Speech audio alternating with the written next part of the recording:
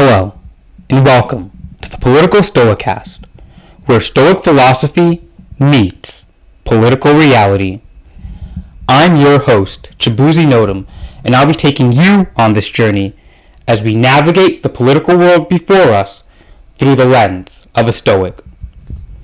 In this episode, I'd like to take a new approach to how we can utilize Stoicism to enhance our perception of the bigger picture in politics by taking the ideals of two ancient Stoic philosophers and putting them in the arena of the political issues that we face today. Taken from Ryan Holiday's book, Lives of the Stoics, along with his website, dailystoic.com, for this debate, I will take the viewpoints of two philosophers. First, in Cato the Younger, who lived from 95 BC to 46 BC, and was a man who came from aristocratic wealth through his bloodline, and was known to take a very strong commitment to justice and liberty in Rome. Cato was known to often take a strong conservative stance on the political issues Rome faced during the rise of a new age of governance, as Julius Caesar would become a dictator, which ultimately launched the civil war between him and his adversary Pompey. Cato saw it as an obligation and a duty to hold on to the old Roman ways of governance in an effort to protect what he believed was the right way to live. As history tells it, his downfall was in his inability to move with the times and his commitment to defend the Roman Republic. He was ultimately left behind as support for him declined and moved towards Caesar's favor. For the purpose of this debate, he will stand as representative of the conservative Republican Party in this nation and serve as a figure who wishes to put tradition, family, and structure above all. Standing on the opposing side is a man by the name of Gaius Musonius Rufus, who was also a fellow Roman philosopher who lived between 20 to 30 AD to 101 AD. Musonius Rufus was a man who can be seen as one that was far ahead of his times, as the issues he believed in more closely aligned with today's liberal democratic party in America. Known to have spoken on modern ideals, Rufus believed that both men and women had a right to receive an education, and both had benefit in studying philosophy. He explains these ideals vividly in two of his lectures titled, "That Women Too Should Study Philosophy," and "Should Daughters Receive the Same Education as Sons?" One potent belief that aligns him with the liberal side of today's political sphere is his belief in the fight for women's equality. Today, we see this being done as efforts are being made to shorten the gender pay gap between men and women, along with other areas like giving women the opportunity to have a voice at the political table. All ideals Musonius Rufus would champion today. In his piece on the education of children, he states, "It's not men alone who possess eagerness or natural inclination towards virtue, but women also. Women are pleased no less than men by noble and just deeds, and reject the opposite of such actions. Since that is so, why is it appropriate for men to seek out and examine how they might live well? That is, to practice philosophy, but not women." From this piece, he shows us the capabilities that women bring to the table of politics and the importance their voice and role play in the determining factors of how our society functions.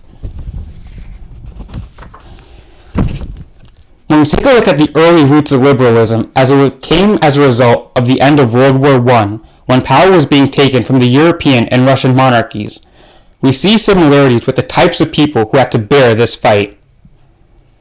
Musonius Rufus was not a man who came from wealth, nor was he one to seek it out.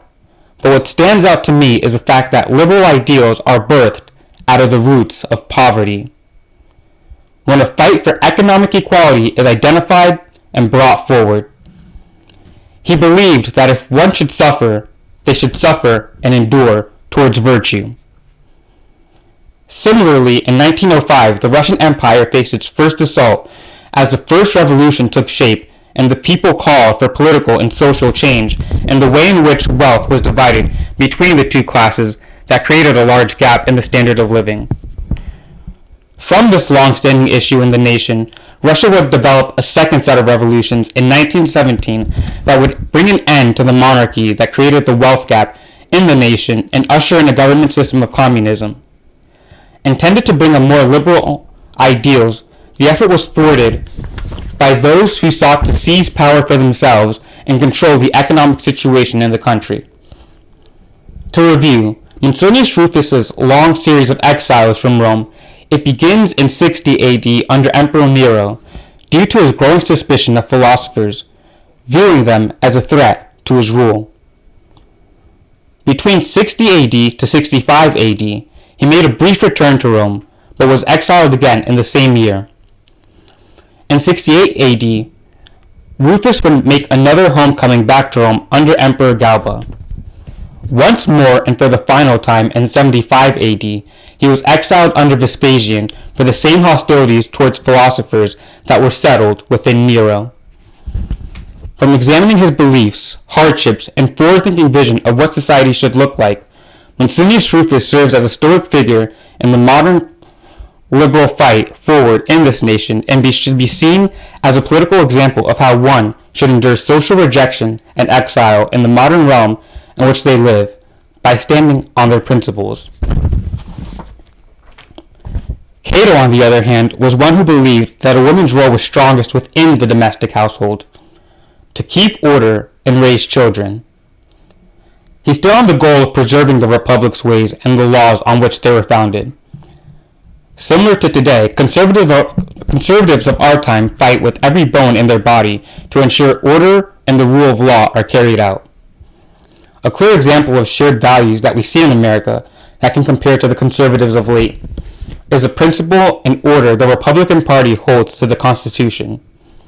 We can look at their undying beliefs in the Second Amendment and the importance they see in ensuring that the government does not become too big to where they seize civil liberties from the people.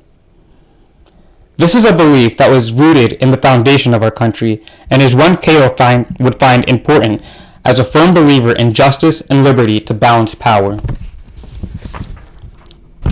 Cato based his beliefs around creating safeguards from the unknown that he saw as dangerous.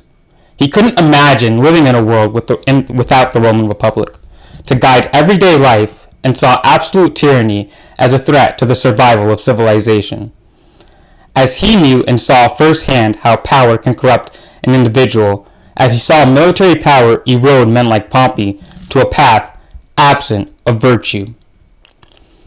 From exile, pain, misfortune, and hardships that both men were confronted with during their lives, we can see that Musonius Rufus and Cato the Younger had differing belief systems of how their society should be run.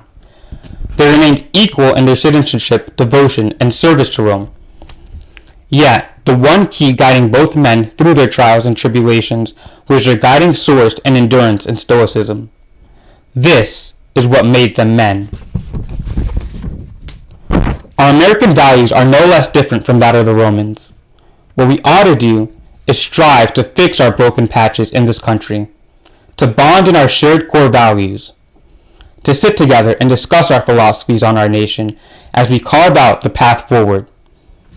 This journey too will come with its hardships, rejections, misfortune, and confusion, but it is from the strength, courage, and ingenuity that we will see and obtain our destiny as Americans. The journey will be long and unforgiving, and in no way easy to confront. But it is through the Stoic virtues of courage and wisdom that our American identity will be embossed on the path we set forward for our nation. Thank you.